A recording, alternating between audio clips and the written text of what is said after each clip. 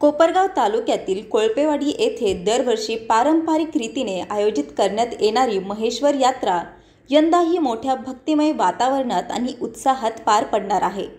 शेकडो वर्षाची परंपरा असलेल्या या यात्रेला राज्यभरातून अनेक भाविक भक्त हजेरी लावतात। यात्रेची सुरुवात रविवार दिनांक 30 मार्च 2025 ला होणार असून 3 ते 4 दिवस ही यात्रा चालणार आहे। काय आहे या महेश्वर यात्रेचे महत्त्व याचा संपूर्ण आढावा घेतला आहे आमचे प्रतिनिधी रवी वाघडकर यांनी। कोपरगाव तालुक्यातील कोळपेवाडी येथे दरवर्षी महेश्वर यात्रेचे आयोजन करण्यात येते। त्याचप्रमाणे याही वर्षी देखील महेश्वर यात्रेचे आयोजन मोठ्या उत्साहात केले गेले आहे। तर काय आहे या यात्रेचे महत्त्व व का भरवली जाते ही यात्रा, या यात्रेचे महत्त्व आपण जाणून घेऊ। आपल्या सोबत आहे गोरख चव्हाण सर, कोळपेवाडी येथील रहिवासी। तर सर, काय आहे या यात्रेचं महत्त्व व काय आहे, का भरवली जाते ही यात्रा? आमच्या कोळपेवाडी परिसरातील ग्रामदैवत श्री महेश्वर यांच्या यात्रेच्या निमित्ताने मी सर्वप्रथम आपणा सर्वांचं उपस्थितांचं मनपूर्वक स्वागत करतो।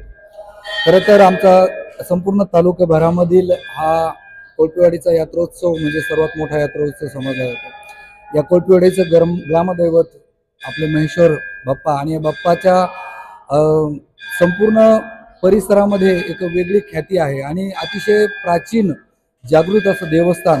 या देवस्थानचं वैशिष्ट्य असं की इथून जवळच असणारी एक शिवडी आहे। त्या शिवडीमध्ये जे पाणी होतं त्या पाण्यामधून पूर्वी असं समज होता की त्याच्यातनं ते पाणी प्राशन केल्यानंतर आपल्या अंतर्गत व्याधी सुद्धा त्याच्यातून निवारण व्हायचं आणि ते जर अंगाला लावलं ते पाणी तर आपल्या चर्म रोग जे असायचे ते सुद्धा नष्ट व्हायचे।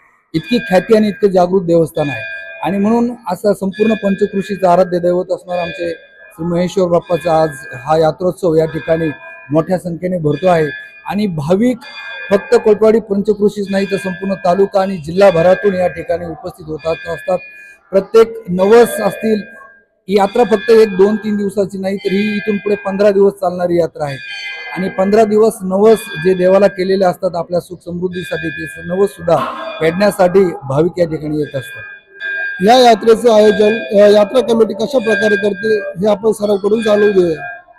वास्तविक हा यात्रोत्सव हा संपूर्ण कोळपेवाडी ग्रामस्थांचा यात्रोत्सव आहे। यामध्ये स्वतंत्र यात्रा कमिटी स्थापन केली जाते। ग्रामपंचायत असेल, ग्रामपंचायत सदस्य असतील, सर्व ग्रामस्थ असतील, हे अतिशय हिरिरीने सहभाग घेऊन हा संपूर्ण यात्रोत्सव पार पाडत असतात।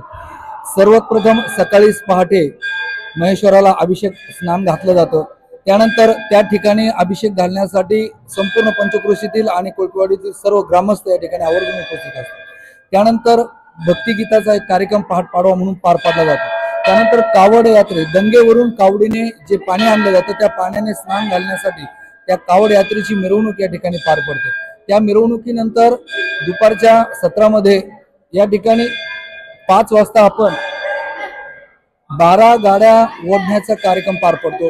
जे महेश्वराचे भक्त असतात ते भक्त आपल्या या संपूर्ण 12 गाड्या ओढतात आणि त्या 12 गाड्यामध्ये पूर्ण माणसं उभे राहतात तरी सुद्धा एक भक्त त्या 12 गाड्या ओढतो। आणि ही दृश्य आणि ही बघण्यासाठी या पंचकृषीतील असंख्य नागरिक रस्त्याने उभे असतात आणि ते सुद्धा या 12 गाड्या ओढण्याच्या या कार्यक्रमामध्ये हिरिरीने सहभागी होतात।